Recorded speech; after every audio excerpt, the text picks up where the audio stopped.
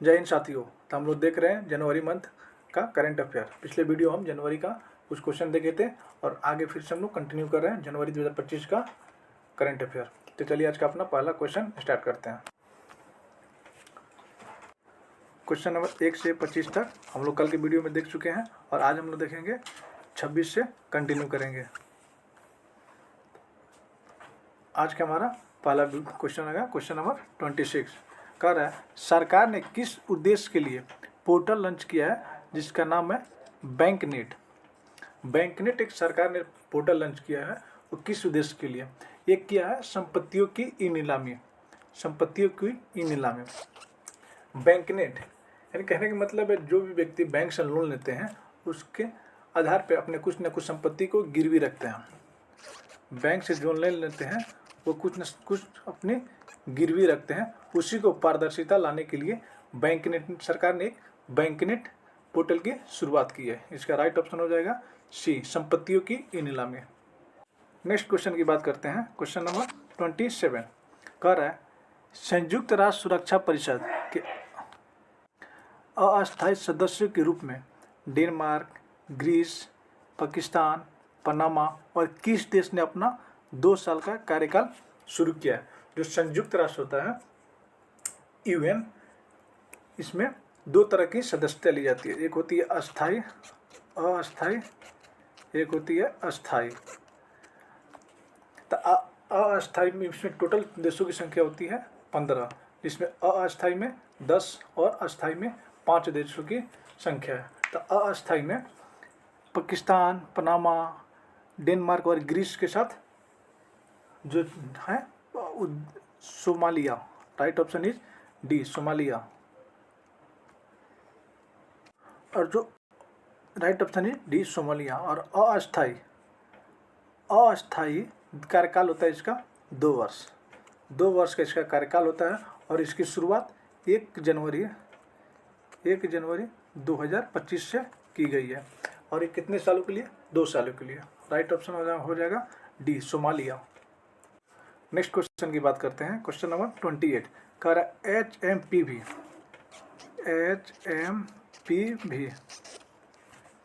Virus के संदर्भ में निम्नलिखित कथनों पर विचार करना है। कथन दिया गया है, उस पर विचार करना है। कथन फर्स्ट कह रहा है चीन में सांस संबंधित बीमारी ह्यूमन मेटा वायरस के मामले तेजी से बढ़ रही है। बिल्कुल सही है। ह्यूमन मेटा वायरस HMP का फुल फॉर्म होता है human Meta virus. HMPV virus की पहचान पहली बार 2001 में की गई थी। पहली बार इसकी पहचान 2001 में की गई थी। लेकिन आपको लगता होगा कि चीन में किया गया था। नहीं, बिल्कुल नहीं। इसका किया गया था नीदरलैंड में। नीदरलैंड में इसकी पहचान 2001 में ही कर ली गई थी। स्टेटमेंट 3 कर रहा है चीन में फैल रहे HMV वायरस ठीक ब्लू और कोविड-19 के लक्षणों में मेल खाता है। ये भी सही है। तो हमारा राइट ऑप्शन हो जाएगा डी। राइट ऑप्शन हो जाएगा डी, उपयुक्त में से सभी। इसे क्वेश्चन है जो एग्जाम में पूछे जाते हैं। इसको पूछा जाएगा HMPV का फुल फॉर्म क्या होता है? तो इसका होता है human Meta Numa virus.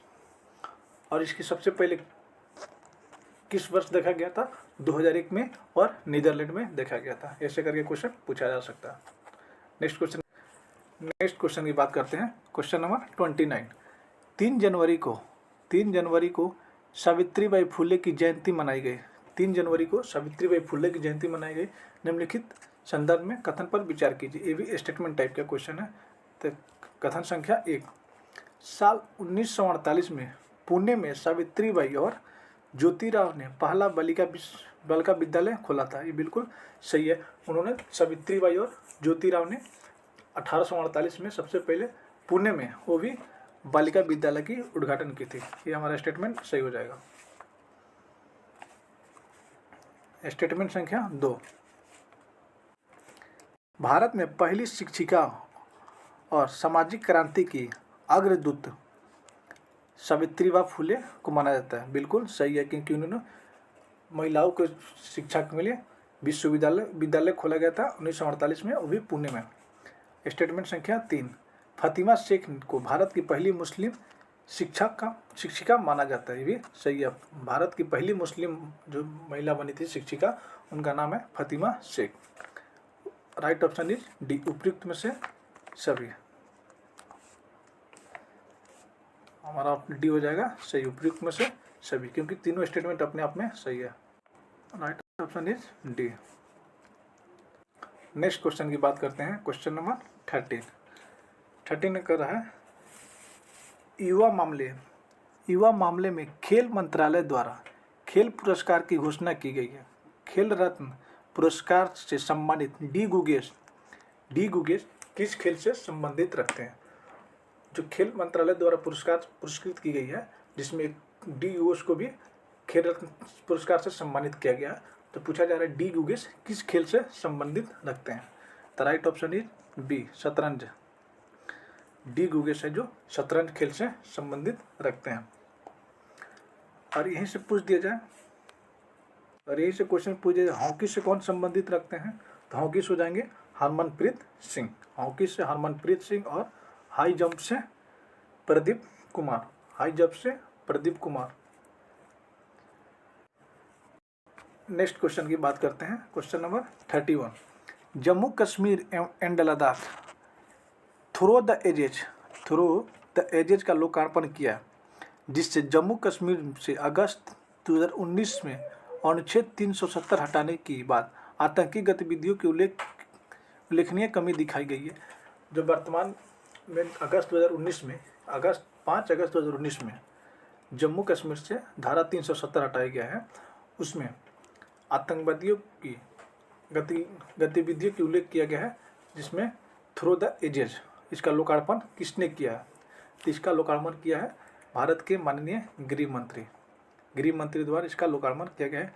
Right option is D, गृह मंत्री। और उस समय के गृह मंत्री थे अमित शाह, और वर्तमान में भी वही है Amit Shah. Next question number 32 कह रहे भोपाल की Union Carbide factory 337 metric ton जहरीला कचरा हटाया गया। जो भोपाल गैस ट्रेजेडी किस वर्ष हुई थी? जो भोपाल गैस ट्रेजेडी हुई थी वो 1984 को हुई थी, और उसमें अभी भी वर्तमान में 337 मीट्रिक टन जहरीला कचरा उसमें अभी भी है। इसलिए अभी वर्तमान में चर्चा में है, क्योंकि जो 337 मीट्रिक टन जहरीला है, इसको इंदौर में डंपिंग करने की चर्चा चल रही है। लेकिन इसमें सरकार ने इस पर रोक लगा दी गई है, और इसकी जहरीली की जांच की जाएगी। अगर ये ज़्यादा जहरीला हुआ तो इसको वहाँ पे डंपिंग करने से रोका जाएगा। और ये भी क्वेश्चन पूछा जाएगा भोपाल गैस में कौन सी गैस लीक हुई थी? तो इस गैस था मिथाइल आइसोसाइनाइड गैस लीक की थी 1984 में। नेक्स्ट क्वेश्चन की बात करते हैं। केंद्र सरकार के अनुसार वस्त्र और परिधान के निर्यात के संदर्भ में निम्नलिखित कथनों पर विचार करना है। वस्त्र और परिधान के संबंध में कथनों पर विचार करना है। कथन संख्या 1 की बात करें, वस्त्र और परिधान के ग्लोबल व्यापार में भारत की हिस्सेदारी 3.9% है। जो भारत की हिस्सेदारी है 3.9% है। ये बिल्कुल सही है। कथन संख्या 2, भारतवर्ष 2023 में दुनिया में वस्त्र का परिधान का छठा सबसे बड़ा निर्यातक बन गया। ये भी सही है, सबसे छठा भारत निर्यातक बन गया। पहला पर कौन है? पहला पर हो जाएगा यूएसए, और दूसरा पर हो जाएगा चीन। फर्स्ट में होगा यूएसए और सेकेंड में होगा चाइना निर्यातक में, और अपना देश हो जाएगा छठा पर हो जाएगा इंडिया। स्टेटमेंट संख्या 3, भारत के कुल निर्यात में हस्तशिल्प सहित वस्त्र और परिधान की हिस्सेदारी वर्ष 2023 में 8.21% की। ये भी हमारा कथन सही हो जाएगा।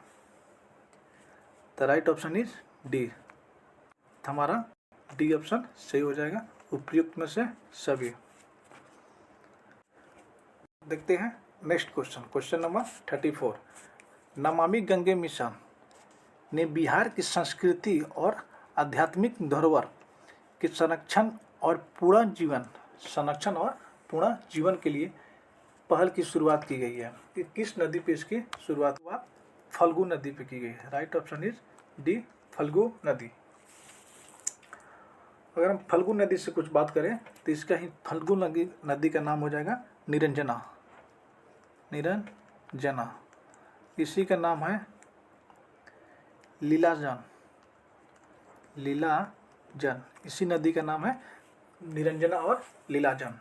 और फल्गु नदी का उद्गम होता है चतरा, झारखंड के चतरा से इसका उद्गम होता है। और इसमें नमामि गंगे मिशन में बजट में, बिहार के बजट में 20,000 करोड़ की धनराशि पेश की गई है इसको पुनर्जीवित और संरक्षण के लिए फल्गु नदी में।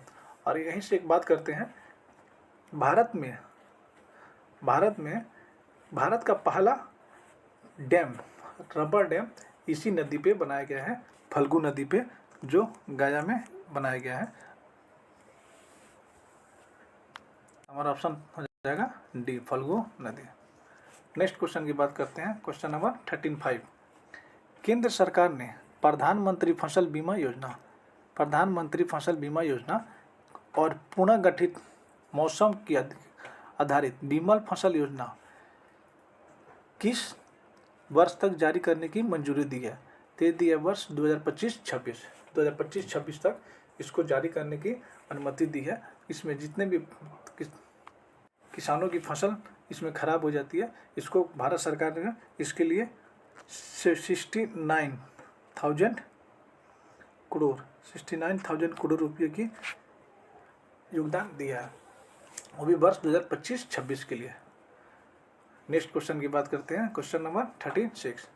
रक्षा मंत्रालय ने मौजूदा और भविष्य सुधार को गति देने के लिए वर्ष 2025 को किस रूप में मनाने का फैसला लिया? तो 2025 वर्ष चल रहा है, इसको रक्षा मंत्रालय किस रूप में मनाने का फैसला लिया है? तो लिया है सुधारों का वर्ष, 2025 का सुधारों का वर्ष, और वो रक्षा मंत्रालय द्वारा इसका फैसला लिया गया है 2025 को सुधारों वर्ष को रूप में मनाने का। नेक्स्ट क्वेश्चन की बात करते हैं, प्रश्न संख्या 37।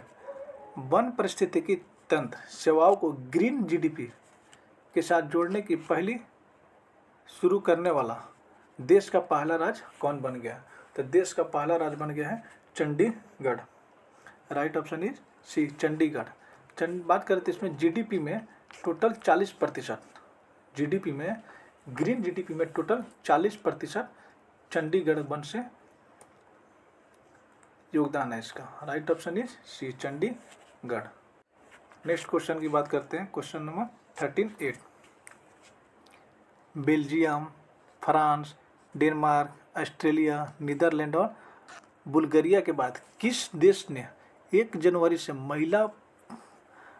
महिलाओं के पब्लिक प्लेस पर हिजाब या बुर्का या किसी अन्य तरीके से पूरी तरह मुंह ढकने पर बैन लगा दिया है? बुर्के पे सबसे पहले बैन लगाने वाले बेल्जियम, फ्रांस, डेनमार्क और ऑस्ट्रेलिया, नीदरलैंड और बुल्गारिया के बाद, इन सब देशों के बाद अभी स्विट्जरलैंड ने हिजाब और बुर्का पर पूरी तरह से बैन लगा दिया। Right option is C, Switzerland. Next question, question number 39। कह रहा हाल ही में किस देश ने मृत्यु दंड पर रोक लगाने वाले बनाए गए कानून लागू किया है? वो कौन सा देश अभी वर्तमान में है जो मृत्यु दंड पर बिल्कुल रोक लगा दिया गया? उसका तो सजा दिया जाएगा या कैश में लेन देन करके उसको कंप्लीट कर दिया जाएगा, लेकिन मृत्यु बिल्कुल नहीं दिया जाएगा। ये सदा कानून पारित करने वाले अभी वर्तमान में जिम्बाब्वे हैं। Right option is a, Zimbabwe. Zimbabwe से रिलेटेड कुछ बात कर लेते हैं। जिम्बाब्वे ने अभी वर्तमान में एक मुद्रा लॉन्च किया है, अपना मुद्रा लॉन्च किया है जिग मुद्रा लॉन्च किया है, जिसका फुल फॉर्म होगा जिम्बाब्वे गोल्ड। जिम्बाब्वे गोल्ड से भी वर्तमान में अपने एक नई मुद्रा लॉन्च की है। Right option is a, Zimbabwe. Question number 14। Bangladesh और भारत सरकार ने गंगा जल बंटवारे संधि के दायरे में पद्म और गंगा नदियों को जल स्तर की माप शुरू की है। गंगा जल बंटवारा संधि किस वर्ष की गई थी?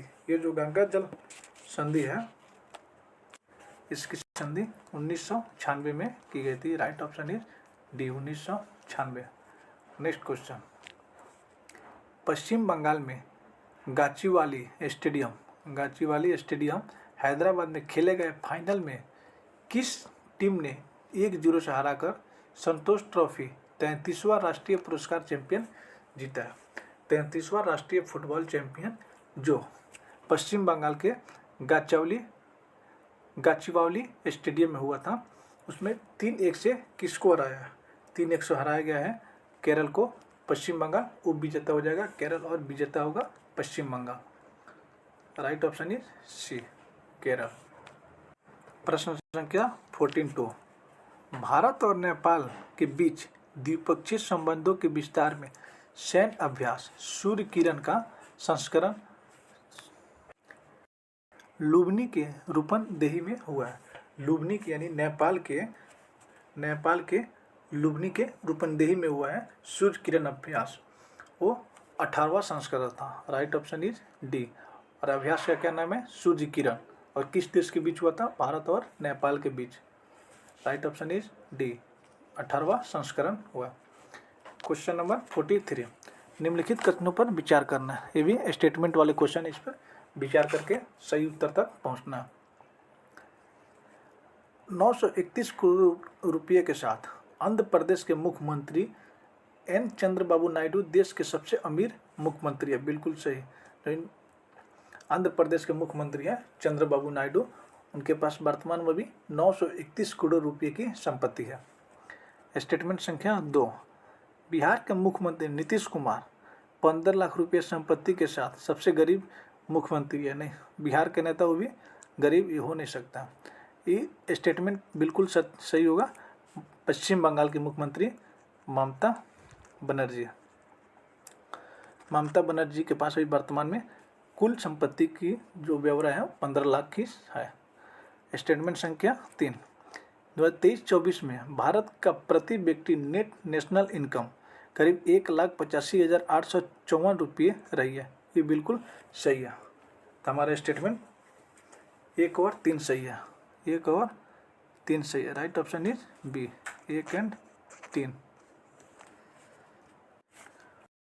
क्वेश्चन नंबर 14-4, किस संस्थान को जनवरी 2025 से जनवरी 2026 तक के लिए great place to work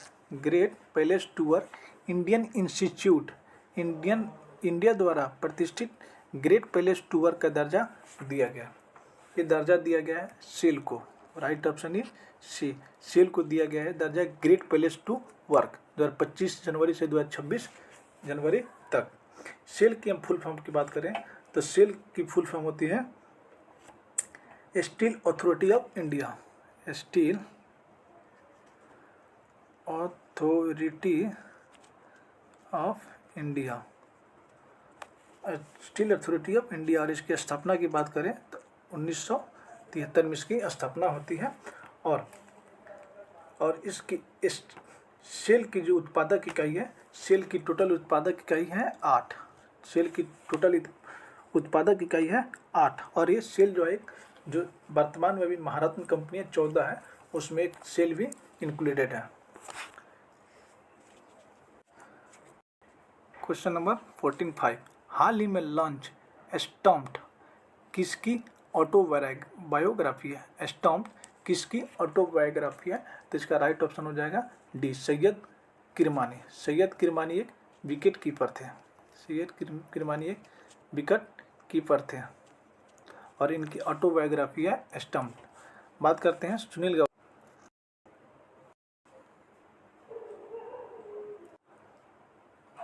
right option D, Syed Kirmani का है स्टम्प्ड। सुनील गावस्कर की है सन्नी डे। रवि शास्त्री का है स्टारगेजिंग। और अनिल कुंबले की ऑटोबायोग्राफी है वाइड एंगल। नेक्स्ट क्वेश्चन की बात करते हैं। क्वेश्चन नंबर 46, 24वां राष्ट्रीय वनवासी खेल प्रतियोगिता का आयोजन कहाँ हुआ है? जो वर्तमान में 24वां वनवासी खेल प्रतियोगिता हुआ है, इसका आयोजन छत्तीसगढ़ के रायपुर में हुआ है। Right option is a, Chhattisgarh का रायपुर। क्वेश्चन नंबर 14(7), निम्नलिखित कथनों पर विचार करें। कथन संख्या 1, प्रधानमंत्री नरेंद्र मोदी ने विशाखापट्टनम में एनटीपीसी ग्रीन एनर्जी लिमिटेड का ग्रीन हाइड्रोजन का हब प्रोजेक्ट का शिलान्यास किया है। ये बिल्कुल सही है। वर्तमान के प्रधानमंत्री नरेंद्र मोदी ने विशाखापट्टनम में NTPC green energy limited green hydrogen project का शिलान्यास किया। स्टेटमेंट संख्या 2, यह प्रोजेक्ट राष्ट्रीय ग्रीन हाइड्रोजन मिशन के तहत बनने वाला पहला ग्रीन हाइड्रोजन हब है। ये भी सही है और इसका लॉन्चिंग किया गया इसका 2023 में। स्टेटमेंट संख्या 3, इस परियोजना में लगभग 1,85,000 करोड़ रुपये का निवेश होगा, जिससे 20 गीगावाट नवीकरणीय ऊर्जा क्षमता का विकासशील होगा। ये भी ऑप्शन हमारा सही हो जाएगा। राइट ऑप्शन इज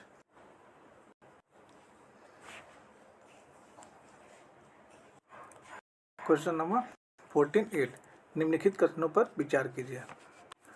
कथन संख्या 1 हो जाएगा, अश्विनी वैष्णव ने दिल्ली में महाकुंभ को समर्पित आकाशवाणी और दूरदर्शन को 2 विशेष गीतों का लोकार्पण किया। ये जो स्टेटमेंट हमारा सही हो जाएगा। अश्विनी वैष्णव ने महाकुंभ में आकाशवाणी और दूरदर्शन के लोगों का लोकार्पण किया। स्टेटमेंट संख्या 2, इस गीत को रत्न प्रशंसा को गाया है और संगीत संतोष नाहर और रतन प्रशंसा। ये भी स्टेटमेंट सही हो जाएगा। दूरदर्शन द्वारा निर्मित थीम गीत था महाकुंभ है को पद्मश्री कैलाश खेर ने गाया। ये भी सही है। हमारा तीनों का तीनों स्टेटमेंट सही हो जाएगा। इसके संदर्भ में हमारा ऑप्शन हो जाएगा डी ऑप्शन सही हो जाएगा।